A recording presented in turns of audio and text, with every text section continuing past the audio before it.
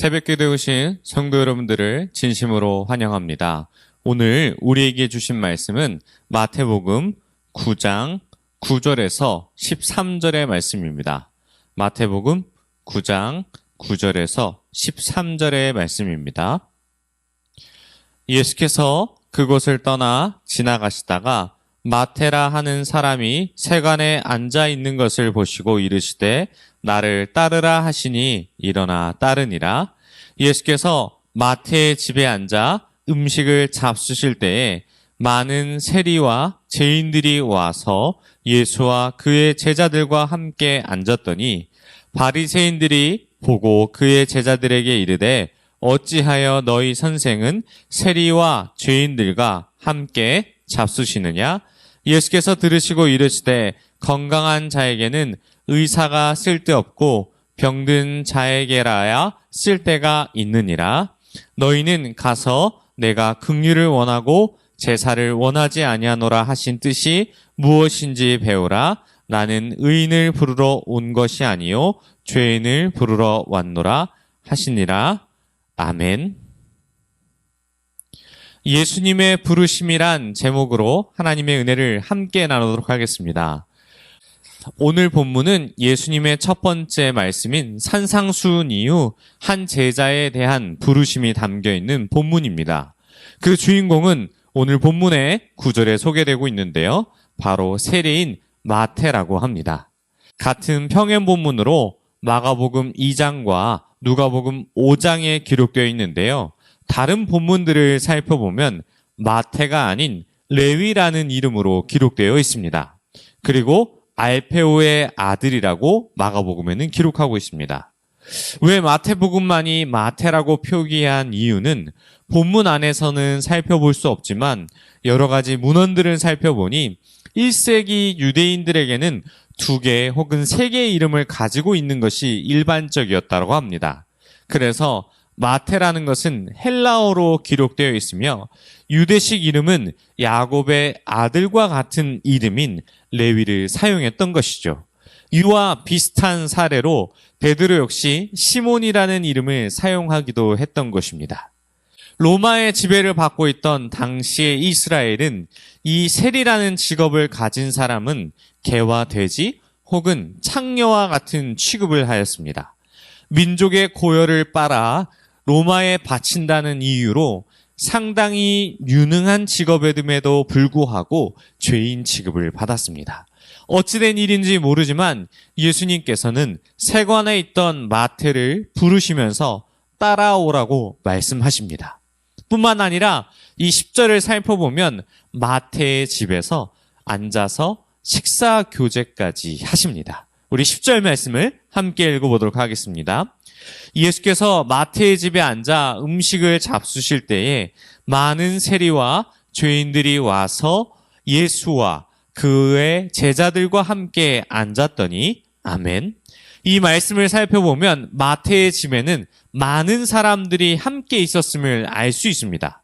그리고 그 많은 사람 중에 대부분의 사람들이 세리와 죄인들이 예수님의 제자들과 함께 앉아 있었다라는 사실을 알 수 있습니다. 여기서 오늘 본문 가운데 매우 특별한 것이 생깁니다. 이 보통 이스라엘 백성들은 고열을 빨아먹는 이 세리들을 죄인 취급하였고 죄인들이 함께 모여 교제한다라는 것은 불안당으로 취급될 수 있었습니다. 뿐만 아니라 서로 모임들이 이것을 숨기지 않고 보여줌으로써 어떤 모습으로 이 땅 가운데에 예수님께서 오셨는지를 드러내는 모습을 보여주는 그러한 특별한 일화입니다. 이 지나가던 사람들이 예수님과 세리와 죄인들이 앉아서 함께 식사 교제를 한 많은 사람들 중에 이 바리새인들이 제자들에게 질문하기 시작합니다.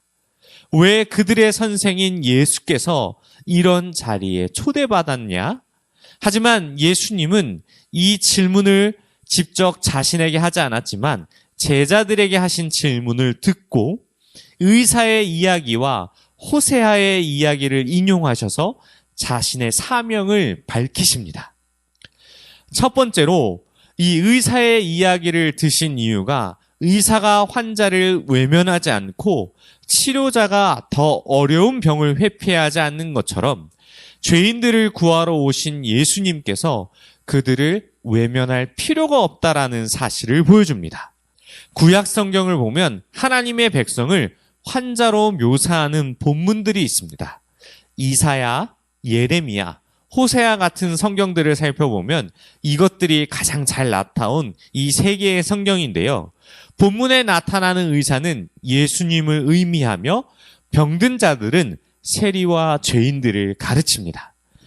건강한 자는 예수님을 반대하는 바리새인들로 보이는데요. 예수님은 사회적으로 종교적으로 변두리에 있는 자들을 치료하셔서 건강하게 만들기 위해 오신 의사인 것입니다. 그래서 이런 비유를 드시며 정결에 대해, 거룩에 대해 누구보다 더 잘 알고 있는 바리새인들에게 제사법을 주신 하나님의 동기가 긍휼에 있다라고 말씀하시는 것입니다.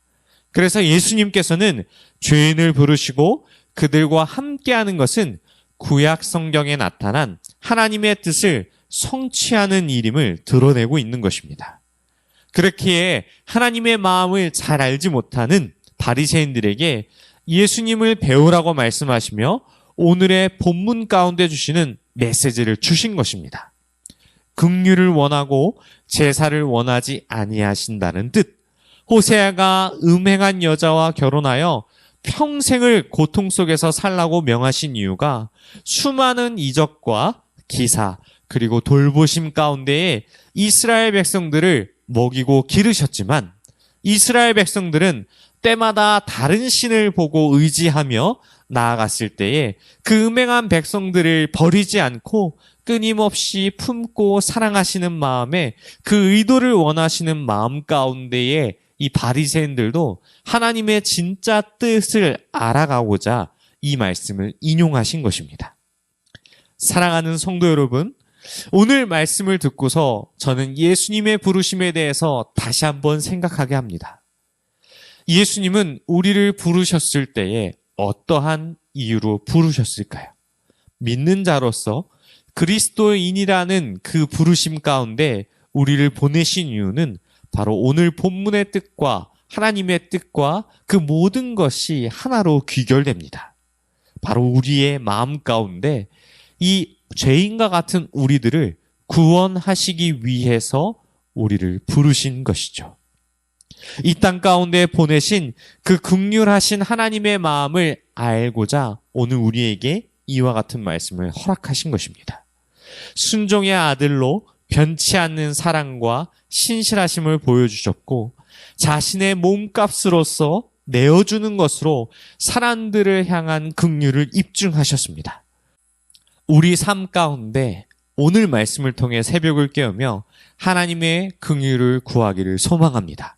죄인된 우리를 불러주시고 상한 마음을 고치시고 우리를 구원해 주신 것처럼 우리도 구원받은 백성으로서 다시 한 번 더 예수님의 부르심과 그 긍휼의 의미를 깨달아 아프고 마음이 힘들고 어려운 그리고 하나님의 긍휼이 필요한 우리의 이웃들에게 복음을 전하는 귀한 축복의 통로로 사용되시는 저와 여러분이 되시길 축원합니다. 오늘 말씀을 통하여서 함께 기도하며 나아가길 소망합니다. 하나님 아버지, 예수님의 부르심 가운데 있는 그 진정한 의미를 깨달아 다시 한 번 더 말씀 안에 기도로서 교만한 마음을 내려놓고 하나님의 그 부르심에 순종하며 감사함으로 우리 주변의 이웃들을 더욱더 섬기게 해달라고 우리 들은 말씀 생각하며 함께 주여 한번 부르시고 기도하다가 각자 돌아가도록 하겠습니다. 우리 주여 한번 부르짖고 기도하겠습니다. 주여.